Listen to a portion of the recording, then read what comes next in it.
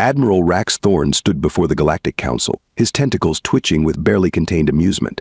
These pompous bureaucrats, with their shimmering robes and self-important titles, actually believed they could dismiss the humans with a wave of their appendages.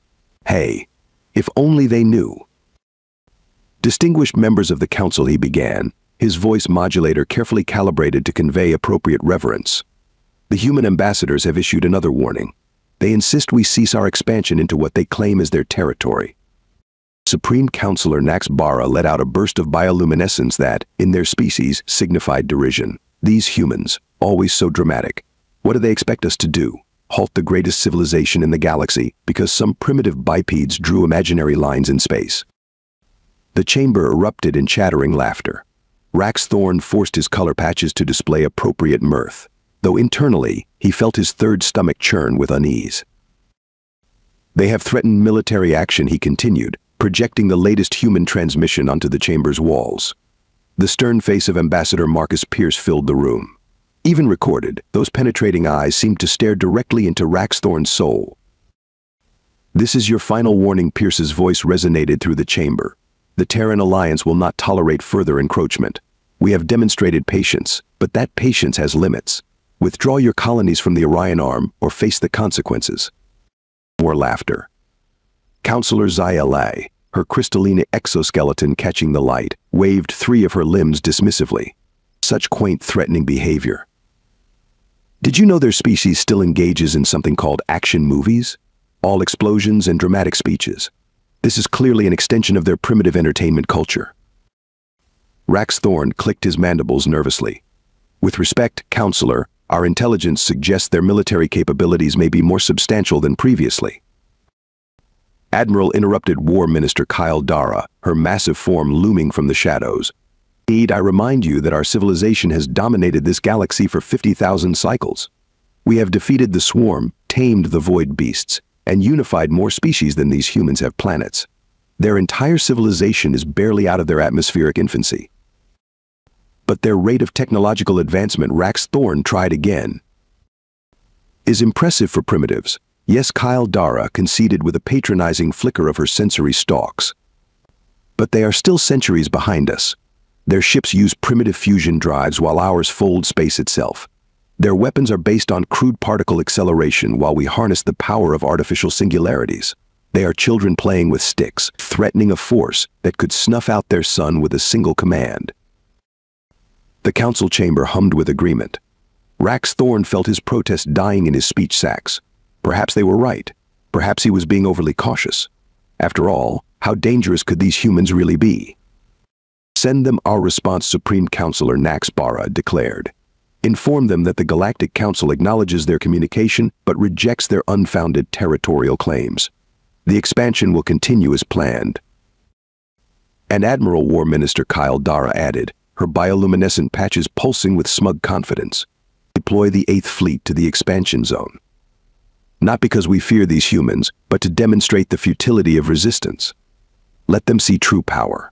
Perhaps then they will learn their place in the cosmic hierarchy. As Rax Thorn left the chamber, he couldn't shake the feeling that they were making a terrible mistake. He had studied human history extensively, contrary to the Council's dismissive approach. There was something about their species that didn't quite fit the standard patterns. Most species, when faced with overwhelming odds, chose survival through submission. Humans, on the other hand. Well, they were about to find out exactly what humans did when backed into a corner, and Rax Thorn had a sinking feeling it wouldn't be anything like the Council expected. 3 days. That's all it took for everything to go spectacularly wrong. Admiral Rax Thorn was enjoying his daily nutrient bath when the first reports came in. The 8th Fleet had just taken up position in the expansion zone, their massive ships arranged in the traditional intimidation formation that had scattered so many lesser species before. Admiral, his communication crystal pulsed urgently. Emergency transmission from forward base Nexus. Rax Thorn extended a tentacle to activate the holographic display, expecting another tedious report about human ships keeping their distance. Instead, the face of Base Commander Veltrix appeared, her color patches flashing emergency patterns. They're everywhere.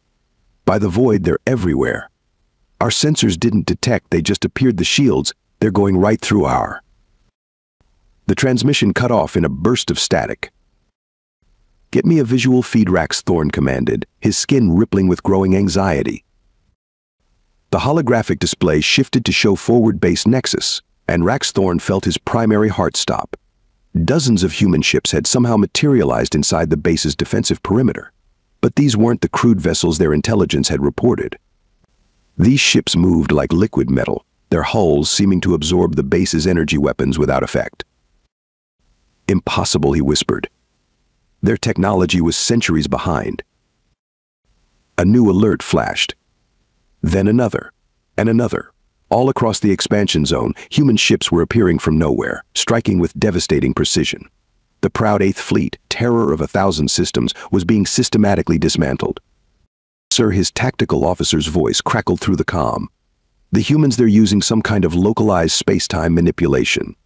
Our sensors can't track them. They're phasing in and out of normal space." Rax Thorn watched in horror as a human vessel, barely a quarter the size of one of their dreadnoughts, simply passed through the dreadnought's shields as if they didn't exist. There was a brief flash of light, and the massive warship split cleanly in two. "Get me War Minister Kyle Dara. Now." The minister's hologram appeared, her usual smugness replaced by something Rax Thorn had never seen before: fear. "They deceived us," she hissed. "All this time, they showed us exactly what they wanted us to see. Those primitive ships, the outdated weapons, it was all a lie." Another alert. The human ships were broadcasting on all frequencies. Admiral Rax Thorn recognized the face that appeared on screen: Fleet Captain Alexandra Morgan, her expression a perfect mix of professional calm and barely concealed amusement. "This is a demonstration," she announced, as another dreadnought dissolved into particles behind her. "We tried diplomacy. We tried warnings. Now we're trying something a bit more direct. Those ships you're watching disintegrate. We call them our outdated models. Would you like to see what our current technology can do?" As if on cue, a massive human vessel emerged from what appeared to be a tier in space itself. It was beautiful in a terrifying way, its hull covered in patterns that hurt Rax Thorn's eyes when he tried to focus on them. "By the way," Morgan continued, a slight smile playing at her lips, "that intimidation formation of yours, really cute. We've got a betting pool going on which of our cadets can navigate through it fastest. Current record is 47 seconds. War Minister Kyle Dara's hologram was rapidly shifting colors. When did they? "Oh, and about those artificial singularities you're so proud of," Morgan added. "We mastered those back when we were still pretending to use fusion drives. Currently, we use them to power our coffee makers." Speaking of which, she took a sip from a mug, her eyes never leaving the camera. Delicious. The tactical display was a scene of absolute chaos. The Eighth Fleet, pride of the Galactic Council, was now mostly debris. Forward base Nexus had simply ceased to exist, along with 3 other major installations. And the human ships were still appearing, more and more of them, each one displaying technology that shouldn't have been possible.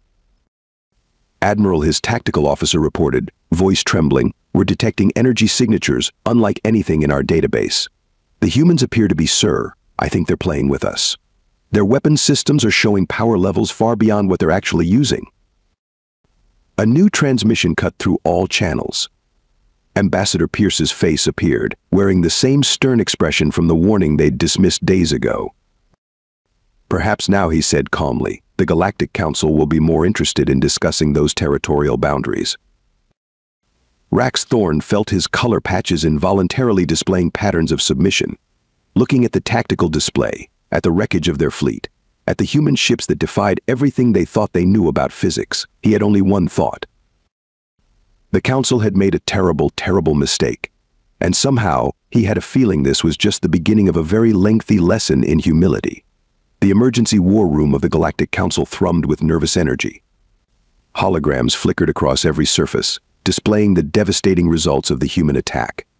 Admiral Rax Thorn stood before the assembled leadership, his tentacles deliberately still despite his growing urge to wrap them around certain counselors' necks. "As you can see," he said, gesturing to the largest display, "we have lost 37% of our forward bases. The Eighth Fleet," as he paused, searching for a diplomatic way to phrase it, "absolutely demolished," Supreme Commander Vessarin finished for him. The massive alien's armored carapace clicked nervously as she moved closer to the display. Look at these attack patterns. They were not random strikes. The humans knew exactly where to hit us. War Minister Kyle Dara, her earlier smugness completely evaporated, manipulated the hologram with trembling appendages. Our intelligence division has completed their preliminary analysis. It seems the humans have been monitoring us for years. Monitoring Counselor Zyla scoffed, though her crystalline form vibrated with obvious fear. Impossible.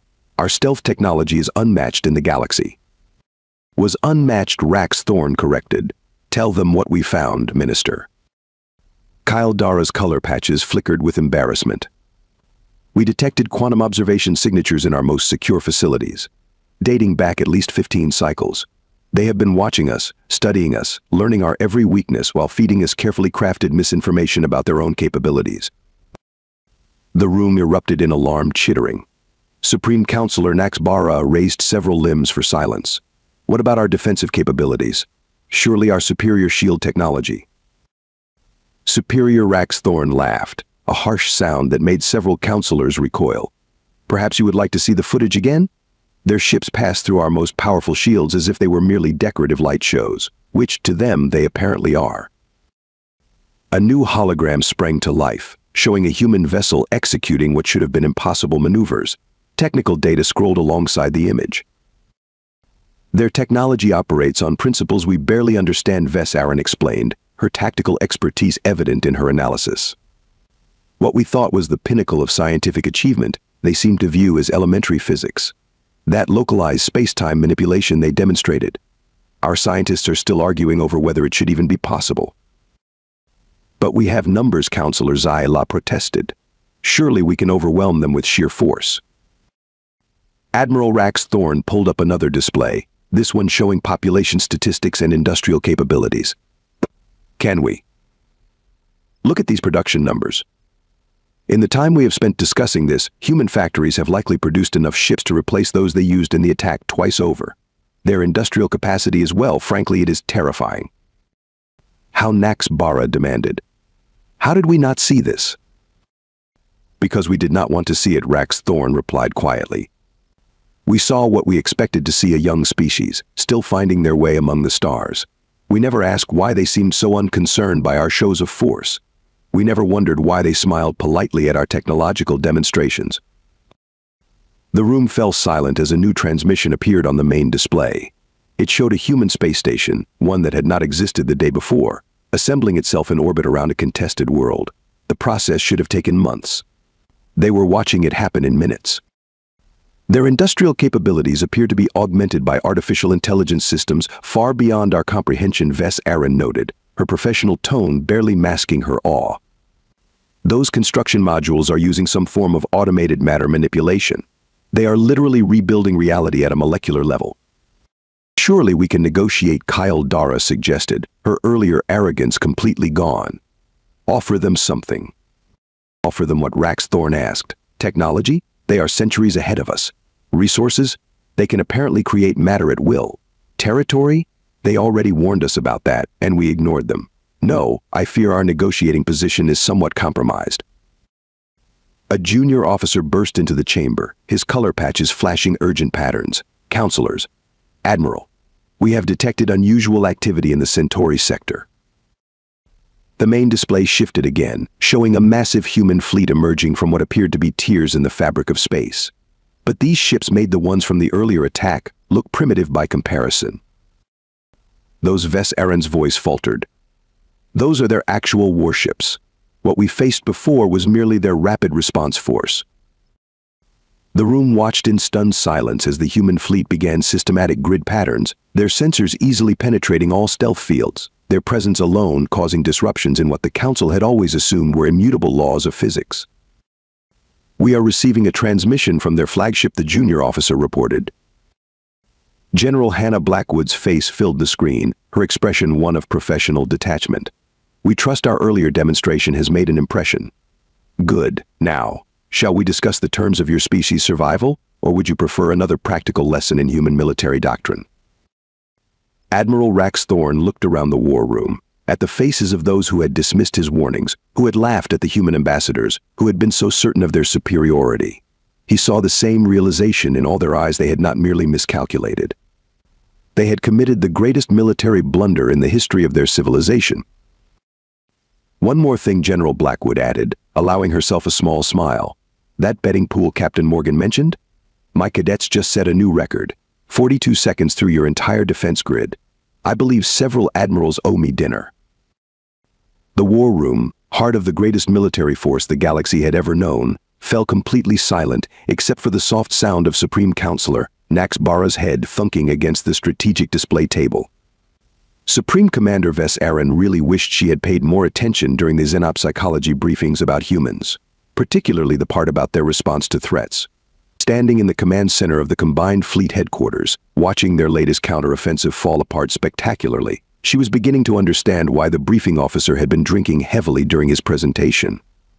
Status report, she demanded, trying to keep her carapace from rattling anxiously. Fleet Commander Pax Yuri's hologram flickered as another explosion rocked his ship. It's not going well, Supreme Commander. The humans are there. A burst of static interrupted him as his flagship executed an emergency spatial jump. They're what Vess Aaron prompted when the connection stabilized.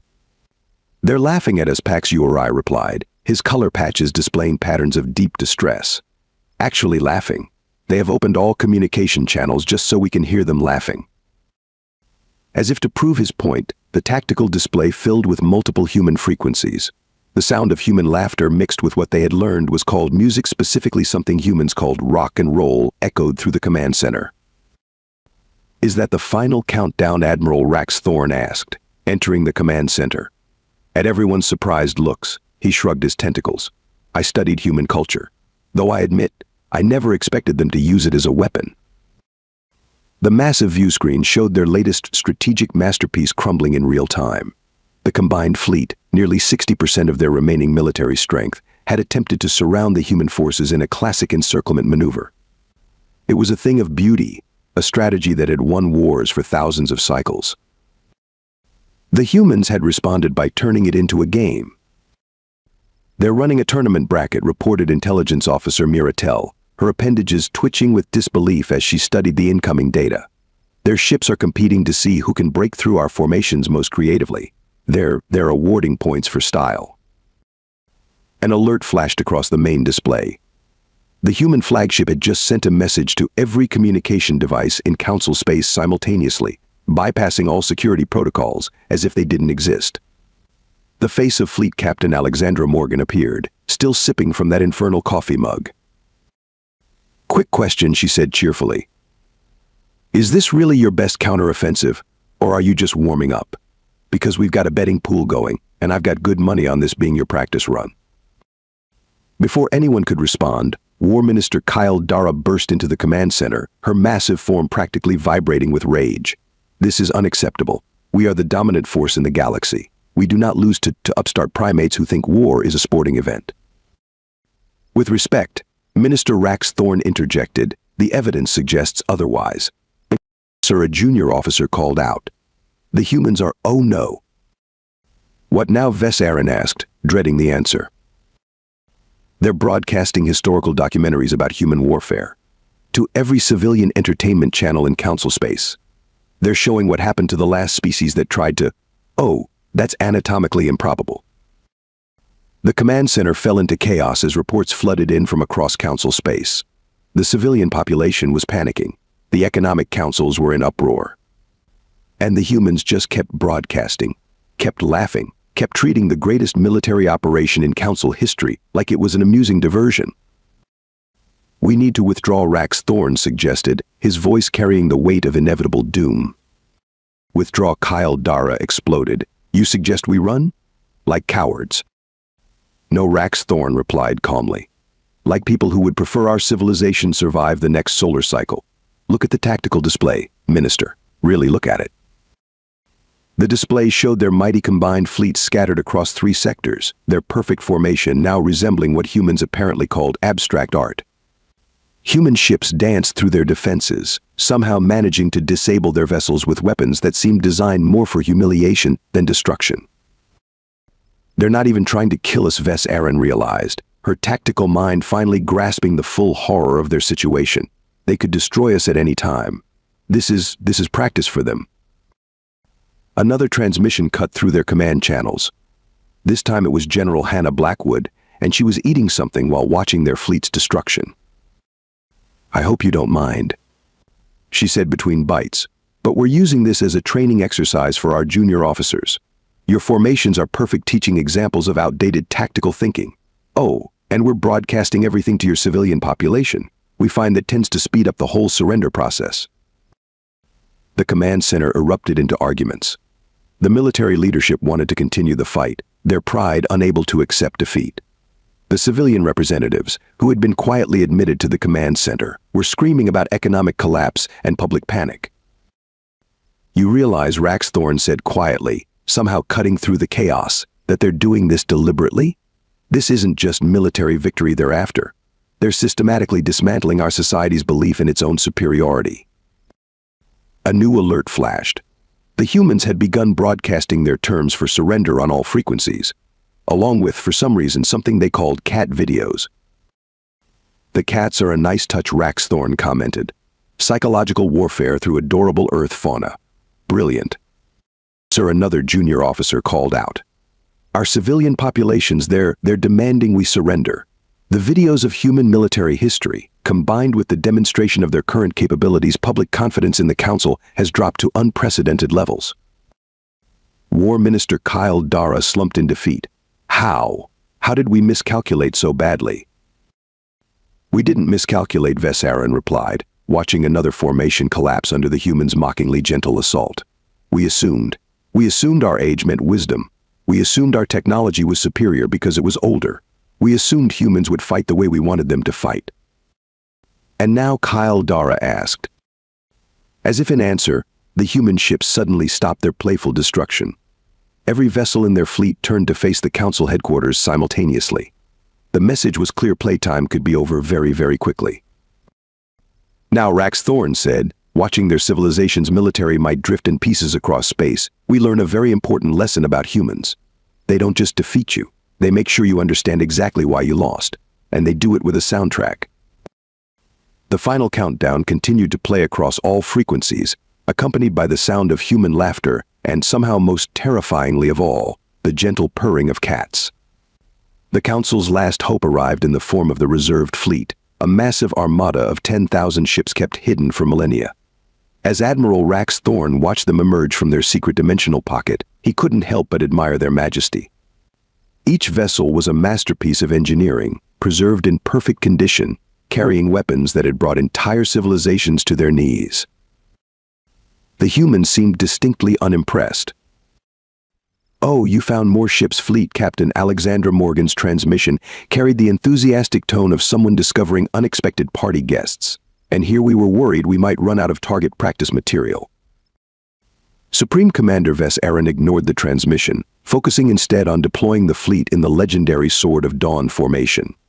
It was their greatest military achievement, a three-dimensional battle arrangement that had never been defeated in the history of the Council. "All ships in position," reported Fleet Commander Pax Uri, his voice carrying a hint of renewed confidence. "The humans appear to be wait. What are they doing?" On the tactical display, the human fleet was rearranging itself into what appeared to be. "Is that a smiley face?" War Minister Kyle Dara asked incredulously. "Are they forming their fleet into a giant smiley face?" "Actually," Admiral Raxthorn corrected, checking his human cultural database, "I believe that is something called an emoji. A winking face, to be precise." Before anyone could respond to this latest indignity, the human fleet began to move. But this was different from their previous demonstrations. The ships seemed to blur, their forms becoming indistinct as space itself bent around them. "Energy readings are off the scale," the sensor officer's voice cracked with panic. "They're doing something to the fundamental forces of the universe." General Hannah Blackwood's face appeared on every screen in Council space. "Since you brought out your special fleet, we thought it only fair to stop holding back. Allow us to demonstrate what happens when humans actually try." The reserved fleet launched its first strike, 10,000 ships firing simultaneously with enough power to shatter a small moon. The energy wave approached the human fleet and then simply ceased to exist. "Did they just delete our attack?" Vesarin asked, her professional composure finally cracking. "Not exactly," Morgan replied, still appearing on all channels. "We converted it to something more useful.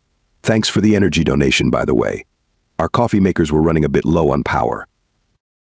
The human fleet began to move again, but this time there was nothing playful about it. Their ships split into multiple dimensions simultaneously, existing in several planes of reality at once. The reserved fleet's legendary defenses might as well have been paper barriers. Fascinating, Rax Thorn muttered, watching the devastation. They are not just manipulating space-time. They are rewriting the laws of physics locally to suit their tactical needs. Less analyzing, more ordering our surrender, Kyle Dara shouted as another formation of their ships simply winked out of existence. The tactical display was becoming increasingly abstract as human technology defied their ability to perceive it. Ships were appearing and disappearing, moving in ways that made senior mathematicians weep, and generally treating the laws of physics like optional guidelines. I'm a junior officer called out to Ves Aaron. The humans are broadcasting something to our civilian populations again. The feeds showed human ships casually dismantling council vessels while a cheerful educational voice explained the process, complete with helpful diagrams and animated graphics. Are they using our defeat as a teaching moment? Kyle Dara asked, watching in horror as the broadcast explained how outdated the council's understanding of quantum mechanics was. This is what we get for being condescending to them, Rax Thorn noted. They are returning the favor with interest. Another alert blared. The humans had begun systematically disassembling the reserved fleet's flagship, not destroying it, taking it apart piece by piece while the crew watched helplessly, their systems completely under human control. Your artificial intelligence systems tried to hack our network, Morgan commented casually. They are now attending what we call a digital remedial education course. They sent a thank you note, by the way. Apparently they had no idea how primitive their programming was. The command center watched in stunned silence as their most advanced AI systems began transmitting apologies for their previously poor coding standards. Do you understand now? General Blackwood asked, her image replacing Morgan's. This is not a war. This is not even a battle. This is a civilization that has mastered forces your scientists haven't even discovered yet, trying very hard not to accidentally break your reality while teaching you a lesson about hubris. As if to demonstrate her point, a small group of human ships casually reached out and folded space. The reserved fleet's perfect formation twisted in on itself, ships emerging in completely different locations, some now flying backwards, others turned inside out but somehow still intact. That's impossible, the physics advisor whispered. The energy requirements alone would. Impossible is our specialty, Morgan replied cheerfully. You should see what we can do when we actually put effort into it. Would you like a demonstration? No, the entire command center shouted simultaneously. But it was too late. The human fleet had begun what they apparently called their real demonstration. Space itself seemed to hiccup. Every ship in the reserved fleet suddenly found itself occupying the same point in space-time, yet somehow not colliding. Their crews reported experiencing the past, present, and future simultaneously. What did you do to us? Ves Aaron managed to ask. Oh, just a little party trick, Blackwood replied. We basically rewrote the temporal coordinates of your fleet to exist in a quantum superposition of all possible states. Don't worry, it's temporary, probably. The reserved fleet hung in space, their ships trapped in a state of temporal uncertainty. The crews were reporting experiencing their own births and deaths simultaneously, along with every meal they had ever eaten or would eat. This is beyond war, Rax Thorn said quietly. This is beyond technology. They are not just defeating us. They are showing us that everything we thought we knew about the universe is wrong. Reports were flooding in from across council space. The civilian population had moved past panic and into a state of existential crisis. Religious leaders were questioning the very nature of reality. Scientists were simultaneously ecstatic and terrified at the implications of what they were witnessing.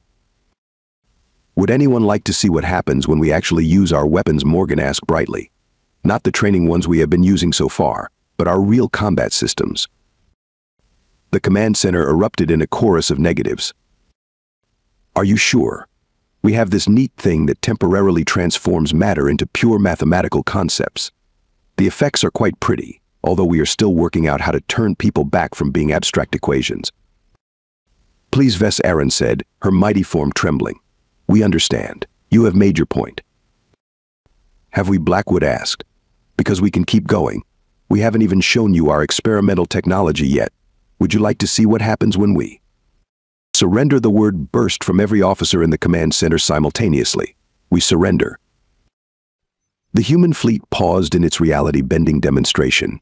The reserved fleet's ships snapped back to normal space-time, their crews looking rather green and mumbling about experiencing every possible version of breakfast simultaneously. Well, if you insist, Morgan said with a smile. Though I have to say, this has been the most entertaining training exercise our fleet has had in years. The footage will be very useful for our Academy's What Not to Do in Space course. As the human fleet arranged itself into what Rax Thorn recognized as a thumbs-up symbol, he made a mental note to update the Council's military documentation. Under causes of defeat, he would add a new entry assuming that a species' younger civilization meant a less advanced one, especially when that species consisted of humans who treated the laws of physics as mere suggestions. The Grand Council chamber, once a symbol of galactic power and authority, now resembled what humans would call a kindergarten classroom during a sugar rush meltdown. Councilors were shouting over each other, some demanding immediate surrender, others insisting they should deploy the forbidden weapons, and a few suggesting they should just pretend the entire galaxy was an elaborate simulation and go back to bed. Admiral Rax Thorn stood in the center of the chaos, wondering if it was too late to change careers. Perhaps professional nutrient farmer would be less stressful. We must activate the Sun Eater, War Minister Kyle Dara declared, her color patches flashing patterns that basically translated to complete mental breakdown. It is our last resort. Oh yes, brilliant idea, Rax Thorn replied, not even trying to hide his sarcasm. Let us use a weapon that might destroy an entire solar system against a species that treats quantum physics like a child's puzzle game. What could possibly go wrong? We have to do something, Supreme Counselor Naxbara wailed. The public is in revolt. Our own civilian populations are demanding we surrender. They are posting human cat videos on all social networks. As if to emphasize this point, the chamber's main display suddenly showed a compilation of Earth felines knocking objects off tables, with the caption Council's military strategy in action. The reserved fleet crews are refusing to return to their ships, Supreme Commander Vess Aaron reported, her normally impressive bearing somewhat diminished by the fact that she had not stopped twitching since experiencing temporal displacement. Something about not wanting to taste every meal they will ever eat again simultaneously. The Sun Eater Kyle Dara began again. Is no longer an option, a new voice interrupted. Fleet Captain Alexandra Morgan's hologram appeared in the center of the chamber, causing several counselors to yelp and hide behind their ceremonial chairs. We took the liberty of converting it into a rather lovely art installation. The quantum harmonics make for a delightful light show. What Kyle Dara's voice reached a pitch previously thought impossible for her species. Oh yes, we found all your super weapons, Morgan continued cheerfully. The reality shredder is now a modern art sculpture in our main fleet academy. The time obliterator makes excellent toast, and that thing you had hidden in the void between dimensions. Our engineering students are using it for a science fair project. The chamber erupted into fresh chaos. Reports were pouring in from across council space. The economy was in free fall. Religious institutions were facing existential crises. Scientists were either celebrating or having nervous breakdowns, often simultaneously. We are receiving widespread reports of civil unrest, Intelligence Officer Miratel reported, her appendages tangled in anxiety. The public, as she paused, checking her data again. They are demanding we hire human consultants to upgrade our technology. Something about being tired of their personal transportation devices having only 3 spatial dimensions. The military academy is in revolt, another officer added. The cadets are refusing to study our tactical doctrines, claiming they are, and I quote, so last millennium. General Hannah Blackwood's hologram joined Morgan's. Have you tried turning your civilization off and on again, she asked with mock concern. Sometimes that helps with outdated systems. Rax Thorn watched as the proud leaders of the galaxy's oldest civilization collectively lost what remaining dignity they had. Supreme Counselor Naxbara was attempting to hide under his ceremonial robes. War Minister Kyle Dara had entered what appeared to be a catatonic state, muttering equations that no longer made sense in this reality. The public is now organizing protests, Miratel continued, her voice increasingly strained. They are carrying signs that say things humans let us keep, and our leaders need an upgrade. We found your backup civilization repository, Morgan added casually. The one hidden in that pocket universe? Nice organization system, by the way. We took the liberty of updating your filing system, and your understanding of cosmic strings, and your recipe for what you call victory cake. It really needed more butter. The chamber's security systems suddenly activated, projecting a defense screen that was supposed to be impenetrable. It lasted approximately 2 seconds before displaying a human entertainment program called Dancing with the Stars. "Sorry about that," Blackwood said, not looking sorry at all. "Our AI was bored and decided to renovate your security protocols. It is quite proud of the entertainment package it installed." The Scientists Guild is threatening to defect, a junior officer reported. They are demanding permission to study human technology. The Engineers Guild has already surrendered independently and is requesting internship programs. Rax Thorn looked around the chamber, at the leaders who had dismissed his warnings, who had laughed at human capabilities, who had been so certain of their superiority. Now they were watching their civilization crumble not through destruction, but through the most humiliating means possible, the realization that they were hopelessly, hilariously outmatched. "We found your contingency plans," by the way, Morgan added. "All 47,000 of them. Our strategic AI had a good laugh. It sent you some corrections, along with a self-help book titled How to Deal with Being Cosmically Wrong About Everything." A final report flashed across the displays. The public had organized a galaxy-wide petition. Its title: "Make Humanity Our Technology Teaching Assistants, because obviously we need help." I believe, Rax Thorn said into the silence that followed, that this would be an excellent time to formally surrender.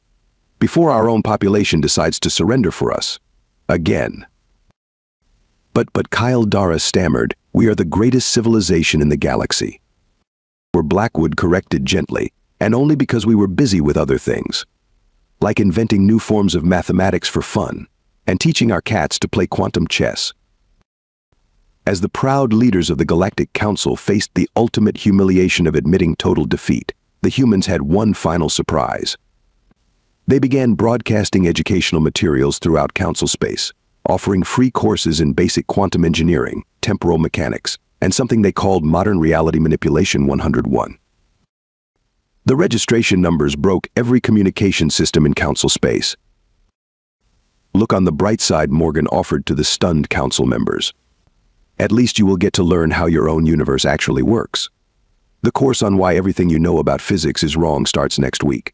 We even included a special section on why hiding superweapons in pocket dimensions is both rude and ineffective." The formal surrender ceremony was being broadcast across every network in Council space. Admiral Rax Thorn stood with the remaining Council leadership aboard the human flagship, trying not to feel too intimidated by the casual display of technology that made their most advanced systems look like children's toys. The ship's walls seemed to be made of solid light. The floor appeared to exist in several dimensions simultaneously. And somewhere, in what sounded like the next room, someone was playing what humans called a kazoo. "Welcome to the SS Never Skip History class," Fleet Captain Alexandra Morgan greeted them, still holding that eternal coffee mug. "We thought the name was appropriate for the occasion." Ambassador Marcus Pierce stood beside her, his expression serious but with a hint of amusement in his eyes. "Shall we discuss the terms of your surrender?" "Terms?" Supreme Counselor Nax Bara asked weakly. "You mean besides total humiliation and the complete shattering of our civilization's self-image?" "Oh, that was just the introduction package," General Blackwood said, entering the room through what appeared to be a localized fold in reality. "The actual terms are much more interesting." A holographic document appeared in the air. Unlike the Council's traditional texts, this one seemed to be alive, with equations dancing around the margins and occasional pop-up animations demonstrating key points. "First," Pierce began, "you will be enrolled in what we call a Galactic Civilization Advancement Program. Think of it as universal education, but more universal. Your scientists will receive proper training in actual physics," Morgan added. "No more of this outdated three-dimensional thinking. We will start with basic 11-dimensional calculus and work our way up. Your military will be restructured," Blackwood continued. "Less focus on intimidating formations, more emphasis on not challenging species that can turn your battleships into modern art installations." Rax Thorn read through the terms, his tentacles twitching with each new revelation. "You are not destroying our civilization," he realized. "You are upgrading it." Of course, Morgan smiled. destruction is so uncivilized. We prefer education. Though we do reserve the right to occasionally turn your superweapons into household appliances, just to keep things interesting. The terms continued to scroll. All council technology to be updated to at least basic human standards. Mandatory classes in human history, focusing on why challenging humanity is a bad idea. Joint scientific research programs, starting with why your understanding of reality was completely wrong. Cultural exchange programs, heavy emphasis on cat videos. Regular demonstrations of human technology to prevent future outbreaks of cosmic hubris. And finally, Pierce concluded, you will join what we call the Galactic Community College. Your entire civilization will essentially be going back to school. The alternative Blackwood added cheerfully is we could demonstrate our actual military capabilities, the ones we use when we are not just trying to make a point. No, the entire council leadership shouted simultaneously. Several of them had still not recovered from the temporal displacement incident. Wonderful, Morgan clapped her hands. Classes start next week. We have already enrolled your entire population. The course on basic human psychology, why we let you keep thinking you were superior, has proved particularly popular. As Rax Thorne watched the council leadership sign the surrender documents, he could not help but admire the elegant brutality of it all. The humans had not just defeated them. They had turned their defeat into a teaching opportunity. Oh, and one more thing, Pierce added as they finished signing. We took the liberty of upgrading your communication networks. You can now access something we call the Internet. We included a special section called Humans Being Awesome. Consider it required viewing. The ceremony concluded with the humans presenting each council member with what they called a student ID card and a reading list that made several of the science advisors faint. Welcome to the future, Morgan said, raising her coffee mug in a toast. Class is now in session. As they left the human flagship, Rax Thorne looked back at the vessel that defied their understanding of physics. You know, he said to no one in particular, I think I am actually looking forward to learning how our universe really works. That is the spirit, Morgan's voice echoed after them. And remember, homework is due every Friday. Late submissions may result in temporary conversion into quantum probability functions. The council leadership hurried away, already studying their first assignment, History 101, Why Underestimating Humanity is Always a Bad Idea. Somewhere in the distance, that kazoo was still playing. It sounded suspiciously like the final countdown.